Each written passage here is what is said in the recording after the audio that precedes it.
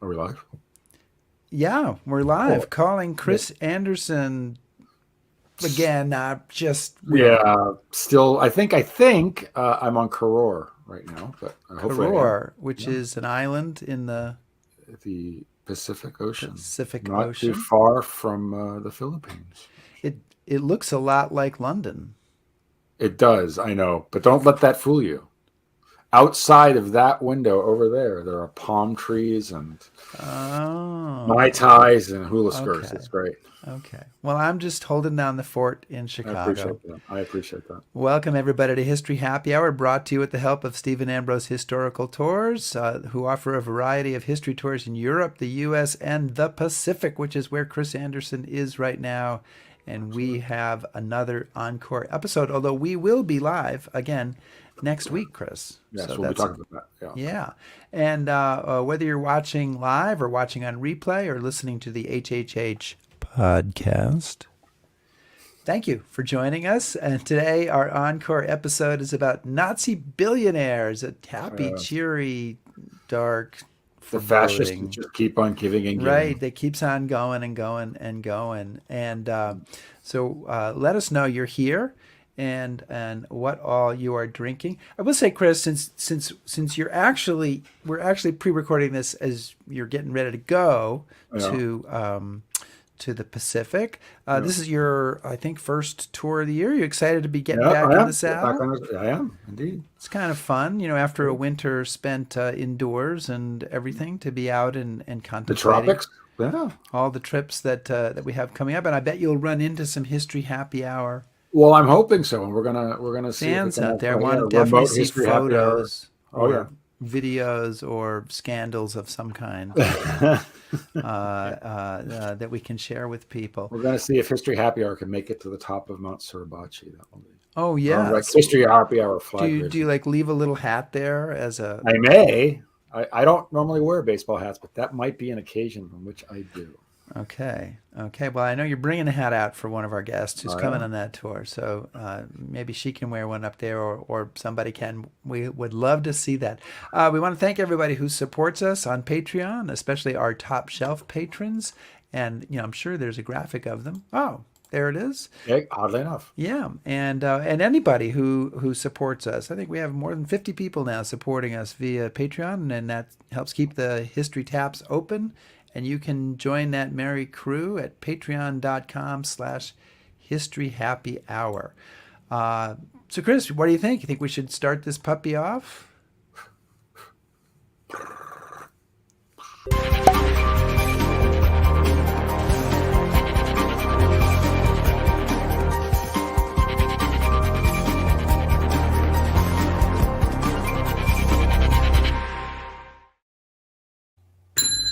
The bar is open.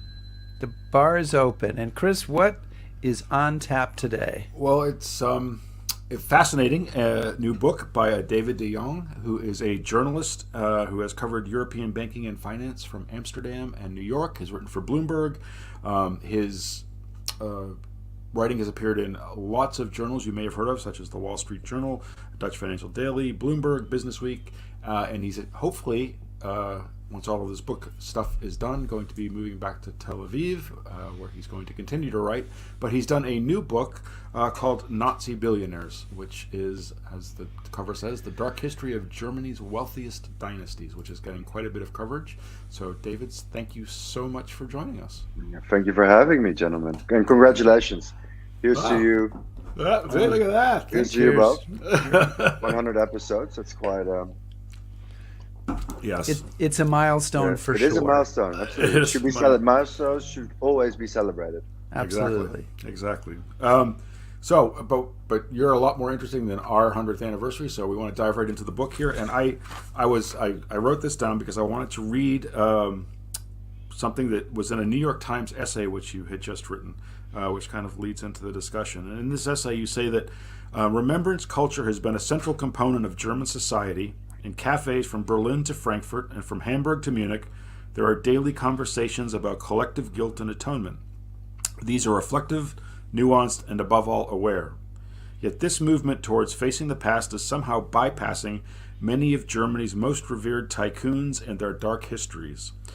So could you tell us which tycoons you're talking about, and what do we need to be more aware of? So the book, my book focuses on five families and their patriarchs. So it is Günther Quandt and his sons Herbert and Harold. The children of Herbert today control BMW, are the majority or the controlling shareholders of BMW. There is Friedrich Flick, very notorious, probably Germany's most notorious industrialist of the 20th century, who was convicted at Nuremberg for crimes against humanity and war crimes. He controlled one of the largest privately held steel, coal, and weapons conglomerates during the Third Reich.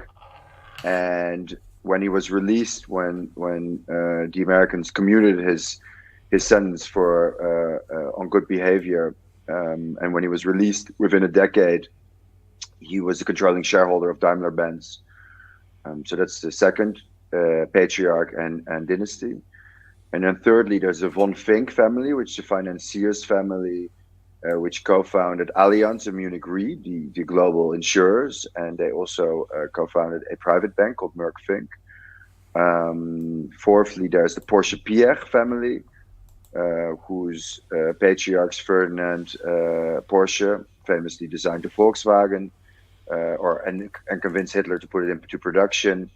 His son-in-law Anton Pierre, who he co-founded the Porsche design firm with, and who he led very brutally the Volkswagen factory complex with, and their son Ferry Porsche, who designed, Ferdinand Porsche's son Ferry, who designed the first Porsche sports car after the war. And then fifthly, there's the Oetker conglomerate, mostly known in Europe for their baking goods products, but they own also a chain of luxury hotels like the Lanesborough, very famously in London, or Le Bristol in Paris, and the one Een Rock in Cap d'Antibes. And their patriarch Rudolf August Oetker joined the Waffen-SS voluntarily, grew up in a very ideological Nazi household, and then built up his family company, Dr. Oetker, into one of Germany's largest conglomerates post-war. So those are the five. So you, in your book, you take a deep dive into the financial history of these families and their very close ties with the Nazis, or in some cases, they are really Nazis themselves. So I'm guessing that writing this book was not sort of a pleasant lark for you. It's some pretty dark stuff that you had to spend years on. So why did you undertake this investigation? How did you get started? I mean, I got started on it when I was reporting for Bloomberg News from New York, actually, on the topic. I joined a team which investigated billion dollar fortunes and privately held companies, privately owned companies by families. So, of course, Bloomberg's strength is covering listed, stock exchange listed companies, and this was a team that also really looked into family owned non-stock exchange listed companies, a hidden wealth, and as I said, billion dollar fortunes controlled by families. I was actually hired as one of the reporters covering North America, so covering the Coke Industries and the Koch brothers, the Waltons and Walmart, real estate fortunes. But I was soon asked, because I'm a native Dutchman, to add the German-speaking countries to my beat. And what I quickly found there were, these massive family-controlled fortunes and companies today, and particularly with BMW and Porsche, where they are pretending to have reckoned with their family history, or pretending to be, to have come clean about it, while in fact they're leaving it out, and they're kind of whitewashing it through these global foundation in the names of their exalted patriarchs or founders or saviors, celebrating their business successes, but leaving out their war crimes they committed, or their Nazi affiliations that they had. And the book in the end is a argument in favor of historical transparency. If you want to conduct global philanthropy in the names of these men, and one wants to learn something from history, don't only show and celebrate their business successes, but also be transparent about the dark side of these men. So one of the things that really struck me reading the book is how, I don't know if colorless is the right word for some of these guys, but they're pretty banal people. Yeah. Could you just, I mean, not to give too much away, but just take one of the founders of one of these companies and as an example, say, where does he come from? How does he get where he's going? Yeah, sure. Let me take the main, as I view as the main character, which is Günter Quandt, who was the patriarch of the Quandt dynasty, today Germany's wealthiest business dynasty, whose two of their heirs control BMW today. He grew up in a textile manufacturing family outside of Berlin, in rural Germany, and he managed to get control. He had larger ambitions for himself. And after World War I, he moved to Berlin and quickly ended up profiting from the hyperinflation that befell the Weimar Republic, as Germany was called at the time, or known informally. The hyperinflation that befell the Weimar Republic after World War I, buckling under the stringent reparations that were imposed on Germany under the Treaty of Versailles. Hyperinflation, caused people, wiped out basically all the wealth for the middle class, for the Germany's middle class. But speculators were able to profit greatly from it. So did another main character in my book, Friedrich Flick. But Günter Quandt managed to parlay part of his wealth into getting control over a battery factory in Berlin, or a battery company that was based in Berlin. It was a global company called AFA, and a weapons manufacturer called DWM, and that laid kind of the groundwork for the Quandt business empire. Now, not only did he do that, he was a widower. His wife died in the Spanish flu, his first wife, Antonia.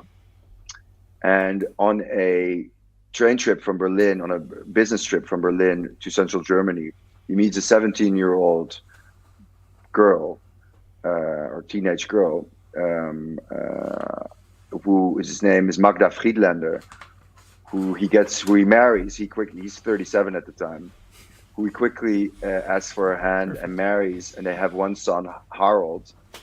But in the late 20s, their marriage dissolves. I mean, they're a complete mismatch from the start, basically.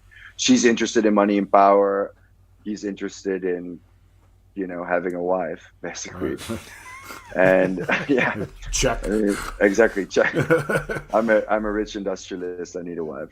And they divorce, and she remarries to a man named Joseph Goebbels, who is then who when they meet is the district chief for the Nazi party, for the burgeoning Nazi party in Berlin, and the campaign manager and the propaganda manager or leader for the Nazi party.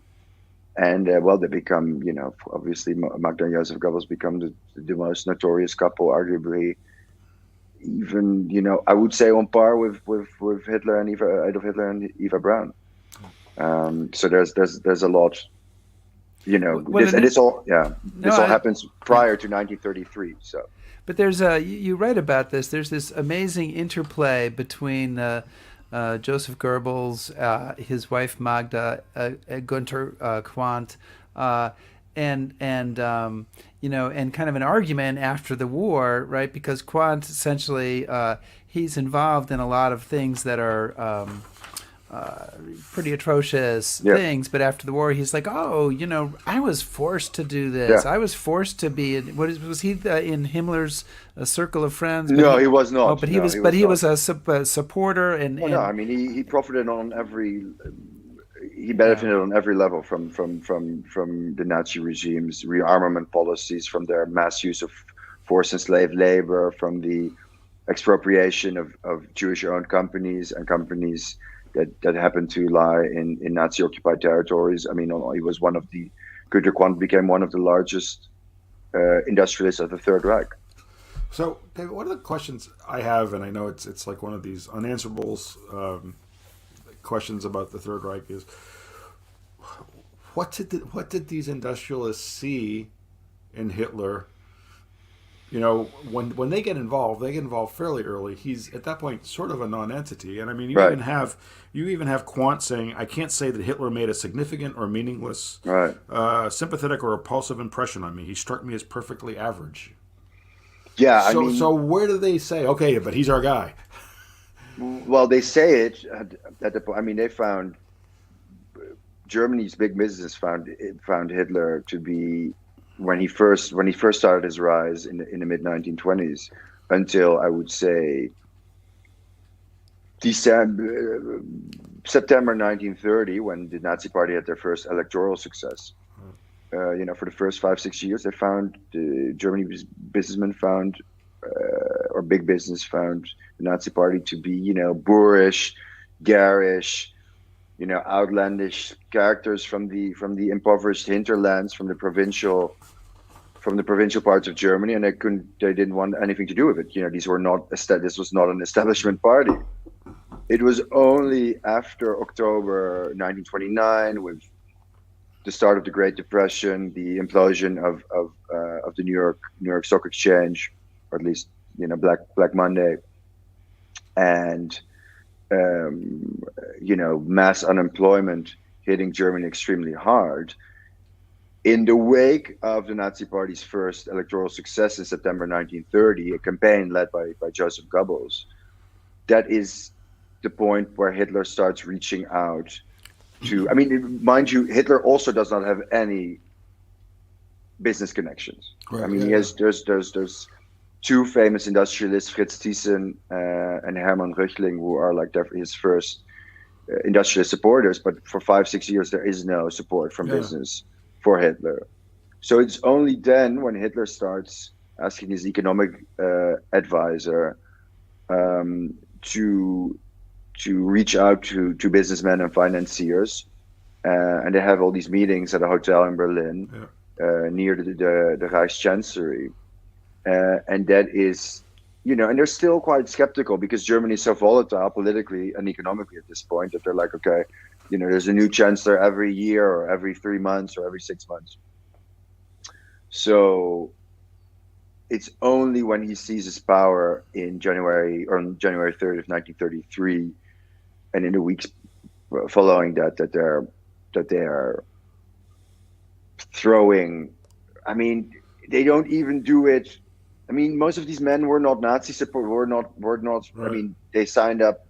They became members of the Nazi Party.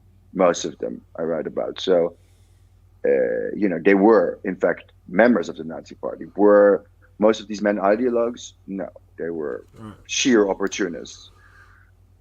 It just strikes me, because I mean, this class of people tend to be certainly educated, certainly not foolish, and yet they just open their checkbooks and they say, "Yep, that's great." And I've often wondered why a few of them aren't saying, "No, wait a minute, maybe there's a different." I mean, within their goals, maybe there was a different alternative. But you talk about these meetings where they just whip out their checkbook and say, how much? Yeah, I mean, I think they saw an opportunity also for what they perceived as to be a stable period for Germany, right? And of course, this being the Great Depression, and there's millions of people are unemployed.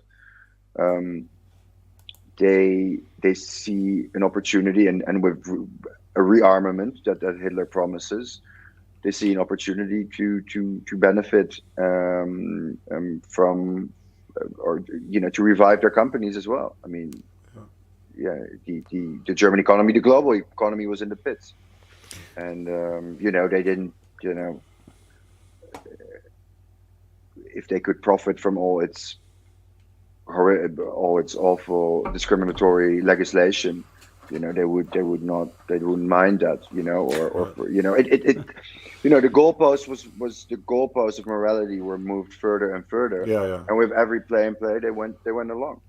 Well, as the goalposts of morality were moved, they got involved, and you've touched on it a little bit, but I'd love if you could talk a little bit more about some of the things that these businessmen were involved with that go, kind of far beyond, doing business. We're just businessmen. We happen to be here in Nazi Germany, but they are involved in slave labor and other things. Talk a little bit about that and some of the, I would say, crimes isn't too strong a word that they were involved in. Certainly, that is certainly not too strong a word. That's the right description of it. I mean, it starts innocuous with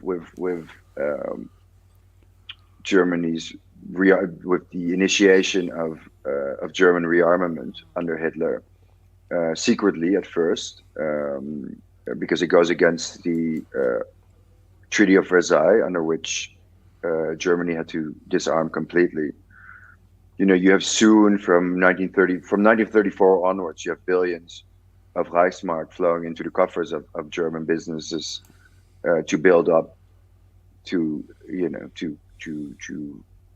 going from the Nazi regime to the coffers of German companies to build up rearmament, to start mass producing arms and all sorts of weaponry. And then from 1935 onwards, with the implementation of the Nuremberg race laws, this other component comes in, which is the increasing disenfranchisement of Jewish citizens of Germany, which starts with the removal of citizenship for Jewish German citizens, but also deals with their de facto expropriation of their assets. So there's this term which I use a lot in the book called Aryanization, which is the removal of the Jewish element from an asset, right? Whether there was a Jewish-owned business or the Jewish element of ownership from an asset, whether there was a Jewish-owned business, land, houses, jewelry, art, anything of relative value. And I give many examples in the book of that very insidious, practice, which had, of course, this being Germany, it had to have the veneer of a normal legalization, business. Right? Exactly. Technically The veneer, legal. exactly. Technically legal. It starts out, even though most of the business, almost all of the business owners are, if not all, are forced to sell their assets far under the market value. The Jewish business owners. The Jewish business owners far under the market value of their assets. And later, it goes into outright a seizure and expropriation of their assets, which are then transferred into the hands of the men that I'm writing about. But Oh, sorry. No, I was just going to say that I have always kind of mentally imagined this as something that the government is doing, but the government is setting up a sort of a structure and then saying to the businessmen, "Go, you do it," and the businessmen are going, "Okay," because because I can now own the company by buying my partner here out for a quarter of the value or a tenth of the value, and you kind of have to take the deal, because otherwise, and it happens in some cases, you don't take the deal and it ends up getting seized anyway. Yeah, exactly. Or you receive nothing for you receive nothing for it. So it's do if it's do or die, in a way. And part of literally, part of these businesses that these families now still control are built on these businesses that were Aryanized, right? So, Well, no. Most of the assets were either. It depended, right? After the war, either if they were in Soviet occupied territories, they were expropriated by the Soviet Union, and then, of course, after the reunification for Germany, the rightful heirs tried to get the assets back Okay. in East Germany, or they were restituted, or they were, at least the heirs tried to get restitution for the companies or the shares or the buildings that were stolen from them, or bought from them far under the actual market value of an asset. It is not the case that there are, or at least not the companies I'm writing about, where there is still kind of a basis of Aryanization of the companies they control today. Okay. But on the other hand, they certainly, these businesses, another thing that they're involved in extensively is the use of slave labor, forced labor, often people who are worked to death or killed in various other ways. And that is kind of the basis to some degree of the continued fortunes that they've created. Well, in the sense that, of course, as German men get drafted and called up to the front, there's a huge labor shortage during World War II in Germany. So what happens is the largest coercive labor program that the world has ever seen is initiated by the Nazi regime. And millions of men, women, and children are rounded up in the streets of Europe, all over Europe, Eastern Europe, Western Europe, Southern Europe, Northern Europe, and are deported to German mines and factories where where they are either forced to work for doing forced labor, which meant they were paid a pittance, or use a slave labor, which meant that they didn't receive anything for the work. So, in a sense, you're right with what you're saying, because there was a continuation of labor that kept these companies afloat during World War II, which else they would have had to shut down, and they had to suspend production. Because there was such a severe labor shortage. Of course, another aspect is, of course, concentration camp labor, is the SS maintaining concentration camps across Nazi-occupied territory and in Nazi Germany itself. And there were many collaborations between very well-known companies today and concentration camps where men and women were sent to work in Volkswagen factory, BMW, Daimler, Siemens, as slaves. So, David, could you under the most horrific circumstances. And could you talk a bit about that? Because one of the things I know that has shocked me a bit, that I don't think people are really aware of, is that talk about how the industrialists are paying the SS for the labor. So they have to be aware of what's going on, right? If they're sure, of course, no, absolutely. So there was a deal where they leased. I mean, it's as sick as you get it. I mean, they leased concentration camp inmates they paid 6 Reichsmark for unskilled labor to the SS, these companies that I'm writing about, and many others too, and 9 Reichsmark per day per captive. For skilled labor to the SS. I mean, it's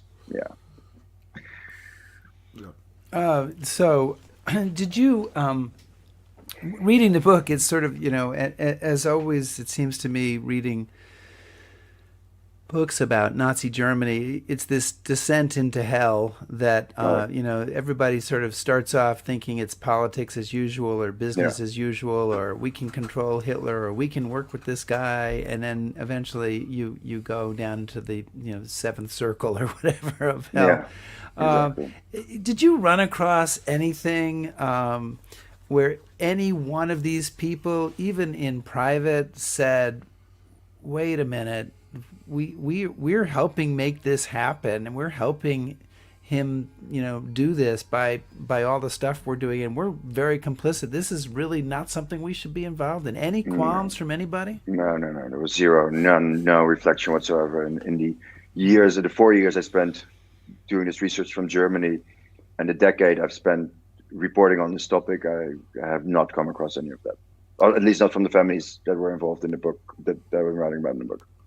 So, there's one incident where actually, where one character in the book who's a Nazi, I was a totally convinced Nazi, even to the detriment of his business, which is the Oetker, or Rudolf August Oetker's stepfather, Richard Kazelowski, where his stepson, Rudolf August Oetker, is going to acquire a house from a Jewish man, and who had to flee, who was a tobacco executive in Hamburg, who fled to Germany, to Australia, and his house is for sale, and his stepfather warns him, if this is 1937, 1938, tears stick to this house. His Nazi stepfather. I mean, I that stuck with me because that is, of course, a very poetic, it was very out of character remark for any of the characters that I read. But Given, I want to get into the post-war stuff sure in a minute, but just all the stuff leading up to the war. These guys building their empire, rise of the Nazis, World War II. Was there anything that really kind of struck you or surprised you, or that you didn't expect to find, or were you kind of, did you have an idea of what you were going to find before you got there, or? I think I hoped for, maybe naively, that there was exactly the kind of reflection that you pointed out. I think I was struck by that the callousness was so much worse than I expected it to be. Yeah.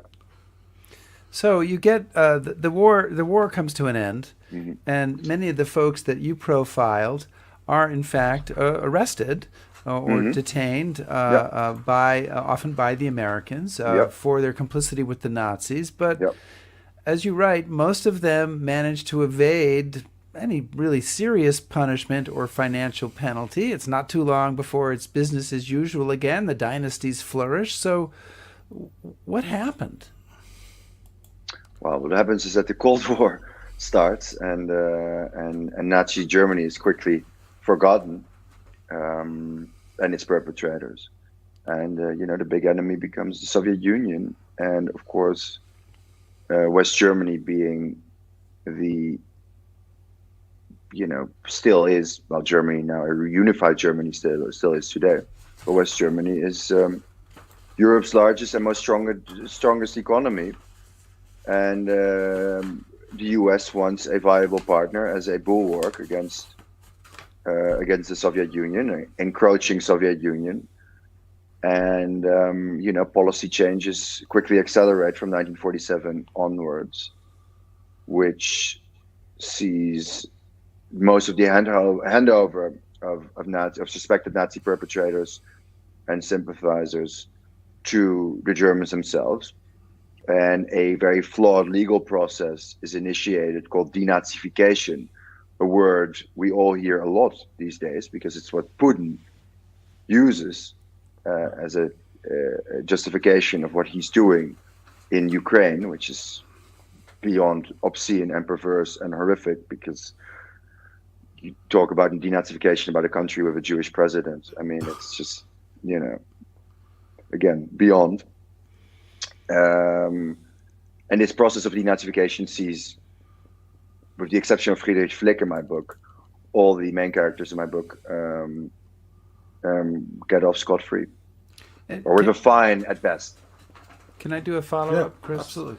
You introduce a word, a concept I had never heard before. I was quite fascinated by, and I might say it wrong, but a Perselschein. Yeah, Perselschein. Explain what that is and why it becomes a factor, and something these families are desperate for, and maybe are sort of in some ways buying to kind of buy their way out of this. Yeah, in the concept of Perselschein, so a Perselschein was a parcel ticket. So parcel is a laundry. It's literally it's a very famous laundry detergent, actually produced by in part produced by Unilever, but also in part produced by by Henkel, which is controlled by the Henkel family, one of Germany's also most famous industrialist families, and. A Perselschein, a parcel ticket, is a ticket to be washed clean, or a tongue-in-cheek expression, deeply cynical expression, to be washed clean of Nazi sympathies and any affiliation with Nazi crimes. In these denazification processes, of course, there were millions. They had to denazify millions of Germans, right? So for the common German who was suspected of these things, one Perselschein was often, which meant a statement attesting to somebody's, apolitical, anti-Nazi stance, affiliation with the resistance, or reformed, some kind of, he's now a reformed man or woman.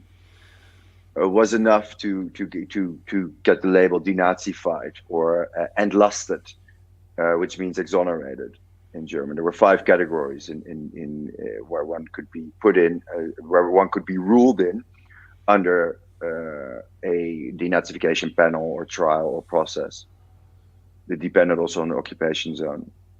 Of course, for the men I'm writing about, they needed much more than one Perselschein. These were, Germany's most powerful and most notorious industrialists and financiers.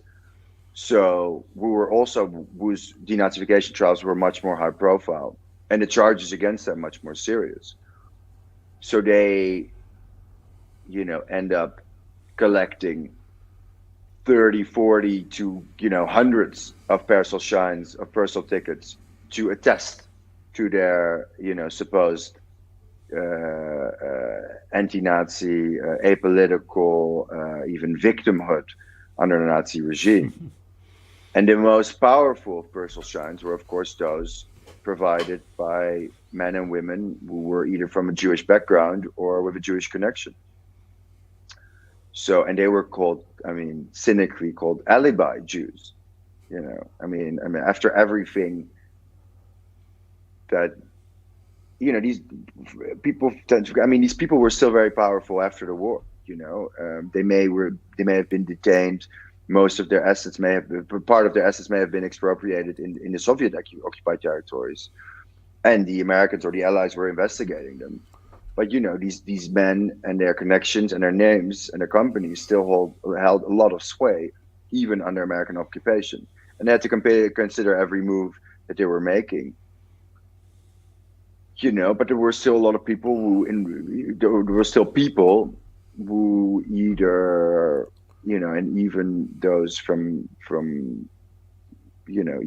Jewish descent or with Jewish connections, or who had survived or had fled to the U.S. Some of them that they had even helped prior to the war, or helped fleeing, that were willing, for those reasons or for other reasons, to provide a statement attesting to these things, or attesting how they helped them, without going into what they, because of course many of the men and women who provided these statements, of course, also were not aware what these men had actually done during the war, or the companies that they had acquired from Jews. This was all very hush hush. It wasn't as if these were open secrets, because they were not, for the most part, ideologues. So you say in the book, and this is kind of a continuation of what we've been talking about here, it says, but as was typical of the Allied authorities, the tycoons' brutal labor practices weren't even a point of interest for the French government. Yeah. Now, at the end of the war, the newsreels of the concentration camps are everywhere. They march German civilians past camps. The Allies, everybody knows about this. How is that so quick? The crime that enormous so quickly overlooked? I think the relation between big business and concentration camps was not that known publicly. I think in the grand scheme of things, in the chaos that was post-war Germany, post-war Europe,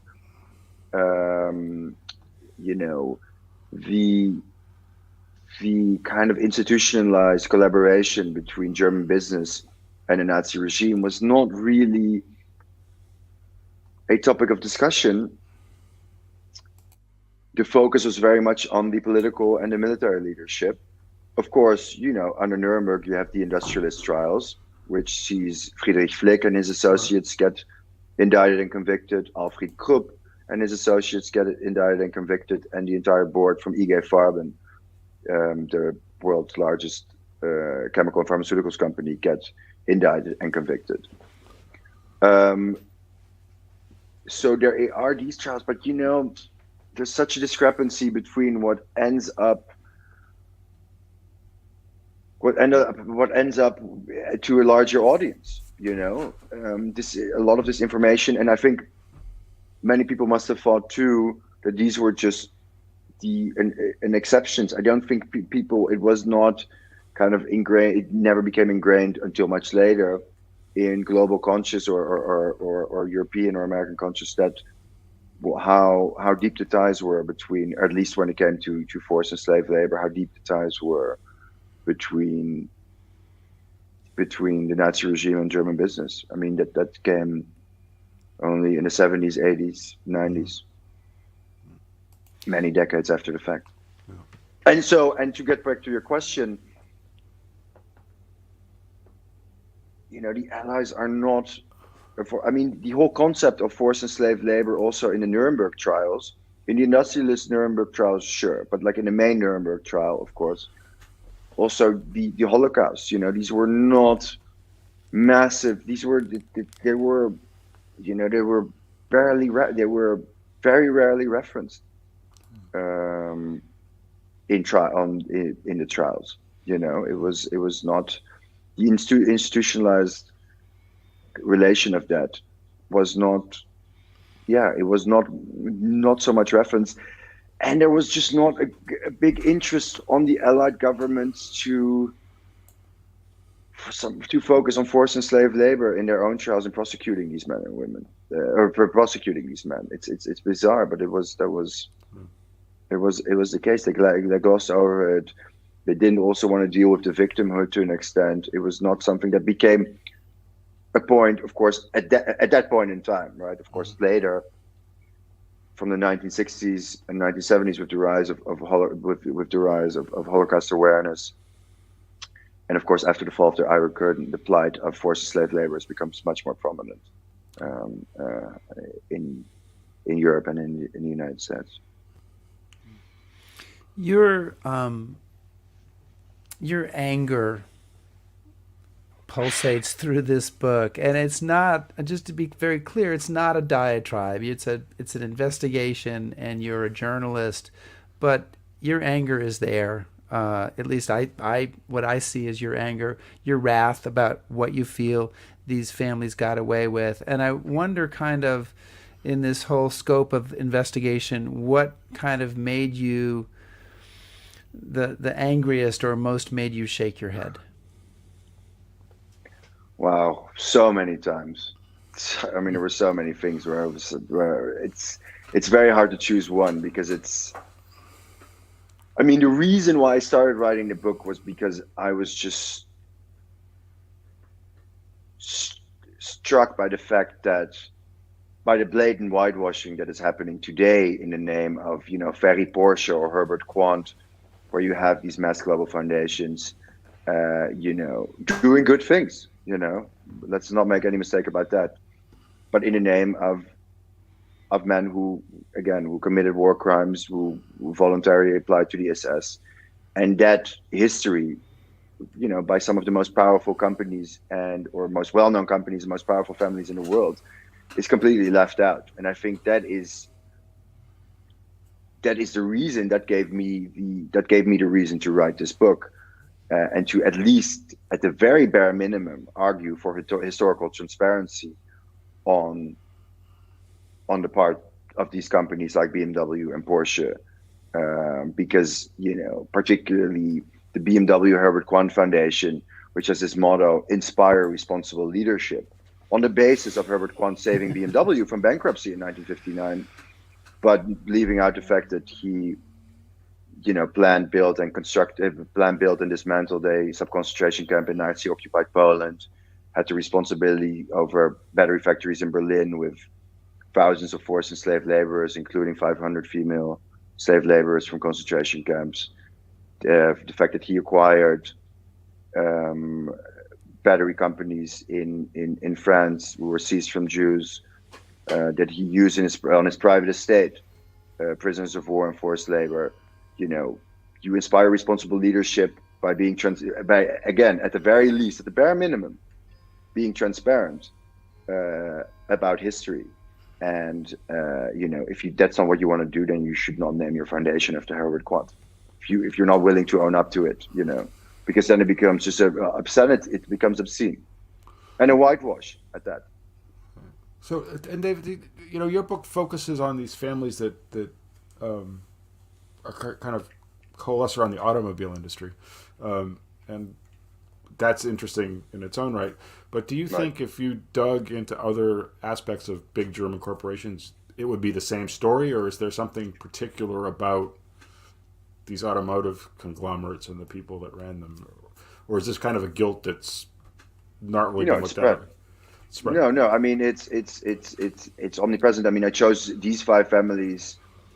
Part of them have their ties to the car industry, to the automotive industry.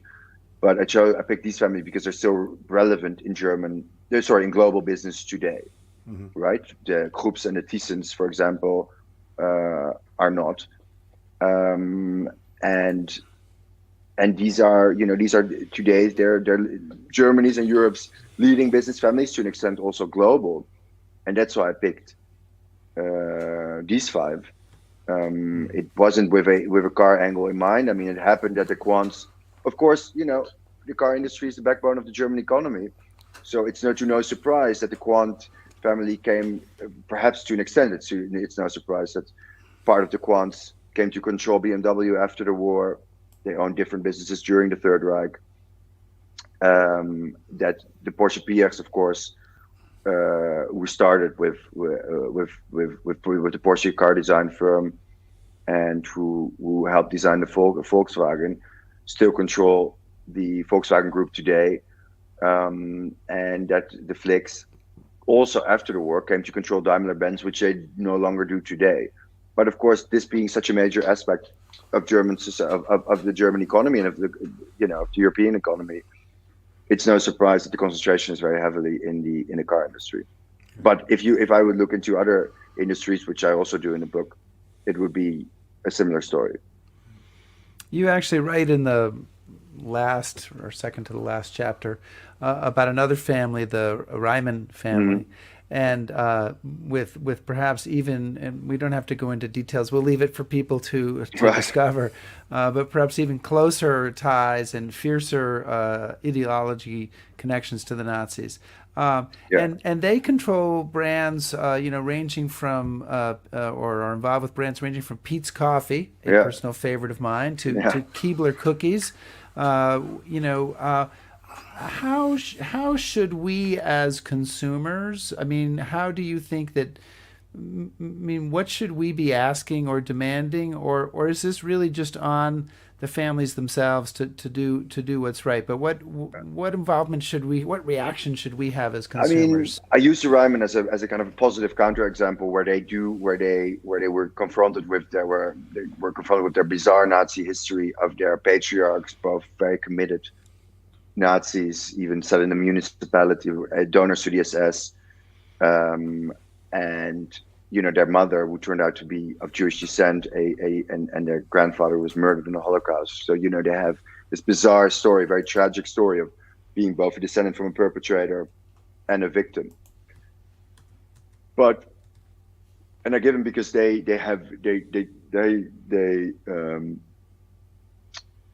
established this foundation, the Alfred Landecker Foundation, named after their grandfather who was murdered in the Holocaust. And they're both transparent but also still being transparent about their grandfather and their father, who were major Nazis, or convicted Nazis, or convinced ideological Nazis, even though their business was comparatively small, in relation to the other families I'm writing about. Now the Reimanns are one of Germany's wealthiest families, but back then they were not. That only came in the post-war era. I think consumers should always make up their minds for themselves. But I think as consumers, the bare minimum what we can expect is, if you are going to name corporate headquarters, if you're going to name products, if you're going to name media prizes, if you're going to name, global foundations in the name of Nazi perpetrators or Nazi sympathizers or both, at the very minimum, you should expect them to be transparent about that history. I mean, that's literally the bare minimum the argument of the book puts forward. And if they don't want to do that, they should not be named after these products. I think from a consumer perspective, should not be named, or these foundations or prizes or corporate headquarters should not be named after these men if they don't want to do that. I mean, that's the bare minimum I think that consumers should expect. So, what are the other things that I'm curious to get your thoughts on? I was struck, I touched on this at the beginning of our conversation, where we talked about how Germany is well known for its efforts to remember what had happened, and Sure. there's a remembrance culture. Absolutely. But you also say that this is kind of the secret that everybody in Germany knows and nobody talks about. Yeah. So, it's not even a secret, So what does this say about Germans remembering the war and all of that? Is it genuine? Is it? I think it's very genuine.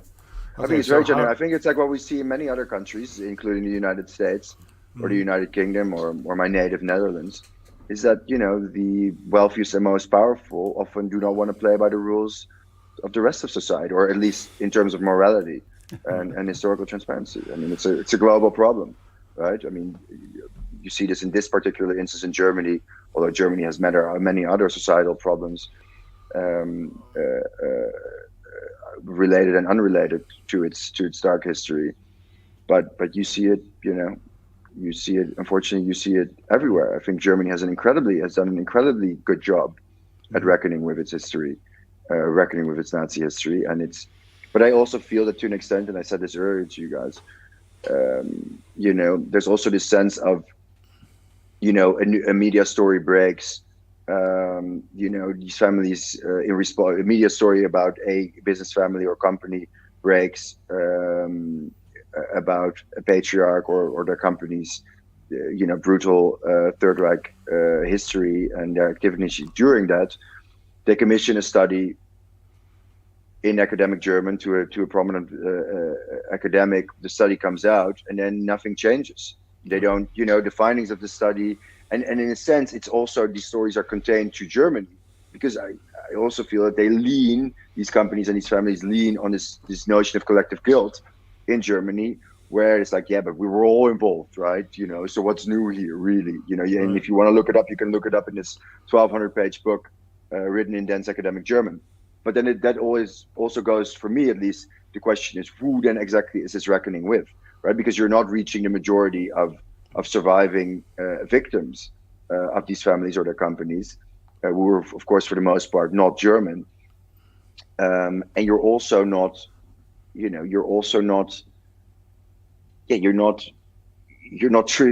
a true reckoning if you're not transparent about it afterwards, if you then go on pretending like nothing happened. On the last page of your book, you write, the reigning generation of heirs still has the chance to alter course before passing their empires along, to commit fully to historical transparency and moral responsibility, and to strive unconditionally to repay to society the enormous debt to society that their fathers incurred. After all this work, how likely do you think that is to happen? I'm an optimist, so I'm going to say likely. I think, the men and women, the current generation of heirs, they're ranging from their 40s to their 50s, 60s, 70s. I have good hope that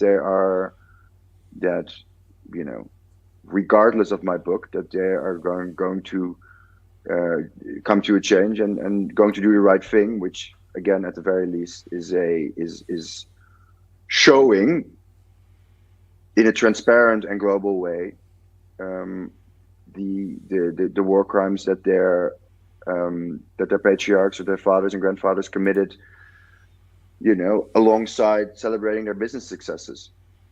So yeah, I'm going to say it's likely. I'm an optimist. I'm going to say this change is going to come.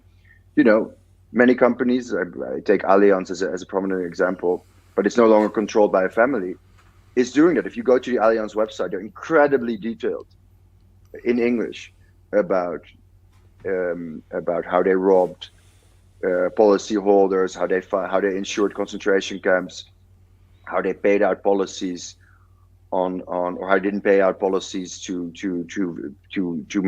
people murdered in extermination camps.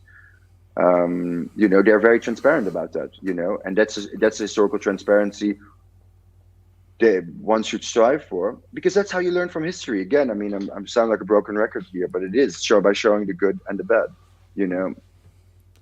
Well, you're to be commended, David, for being able to have an optimistic feeling at the end of this process. I mean, that's the biggest surprise for me coming out of this, but it's nice to hear. Yeah, David De Jong, thank you so much for joining us today on History Happy Hour. And David's book, of course, is Nazi Billionaires, The Dark History of Germany's Wealthiest Dynasties. In early May, you're doing a 2-week book tour in Germany, so I'll be interested to know how that... Not that it won't be well received, because I imagine it will be well received, but I'll just be interesting to hear kind of how that compares with how it's received in the U.S. and sort of what you learn or what kind of reactions you get as you're going along and doing that. Yeah. Well, thank you for having me, Rick and Chris. And again, congratulations on the 100th episode. It was an honor to be there in this milestone episode. Okay, well, thank you so much. And you'll be happy to know that folks are saying that they've already bought the book on Amazon. So yeah, okay, so it's happening. Okay, I'm going to need to go for a walk in the sunshine or something now to take a shower to feel good about life again. Well, after we did that the first time, I realized that I'm happy that we had that book, because up until that book, I always kind of felt that it wasn't one of my failings in life, that I hadn't achieved enough success to get that Porsche or that BMW. But now I know I don't have to worry about that. So so there's always an upside. It feels good, right? Yeah. So next week, Chris, we're back live, and a really interesting topic close to our hearts. Tell us about it. Yeah, we're going to be looking at a new book about Sergeant York and the events surrounding his award of the Medal of Honor and his famous action.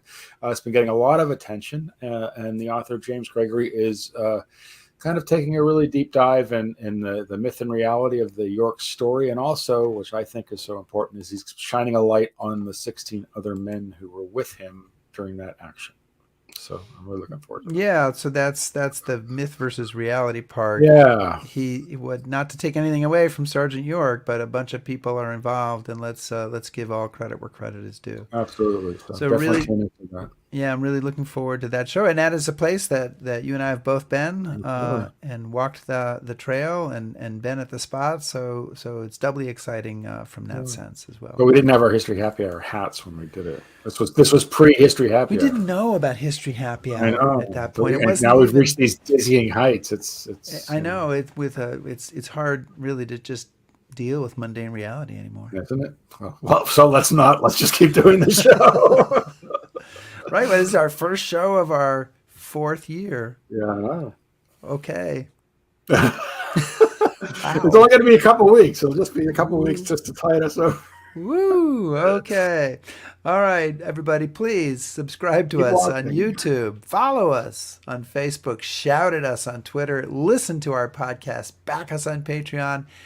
And if you wish, browse historyhappyhour.com. And validate our existence. Please. Thank you.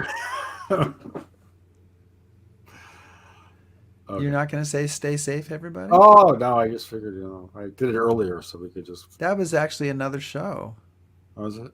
Yeah, you're getting tired of pre-recording all these shows, so... I'm getting confused. I think this time we'll just let it validate us, please.